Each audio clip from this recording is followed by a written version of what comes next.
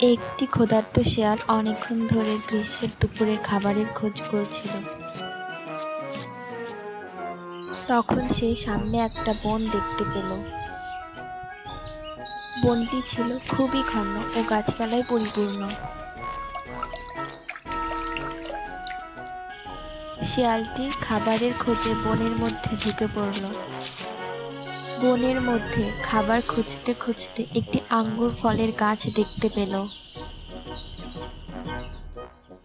শেয়ালটি ক্ষুধার্ত থাকায় আঙ্গুর ফল খাওয়ার লোভ করল।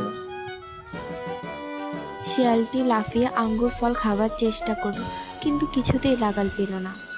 শেয়ালটি তখন ভাবল, সে যদি আরেকটু উপরে উঠতে পারে তাহলে সে আঙ্গুর ফলের কাছে পৌঁছাতে পারবে। শেয়ালটি বারবার চেষ্টা করতে থাকলো, কিন্তু আঙ্গুর ফলের লাগাল আর সে পেল না। দূরে দাঁড়িয়ে থাকা অন্য একটি শেয়াল এসে বলল, কি ভাই, আঙ্গুর খেলে না? ওই আঙ্গুর কি খাওয়ার মতো? ওটা হলো টক। প্রথম শেয়ালটি তখন জবাব দিল।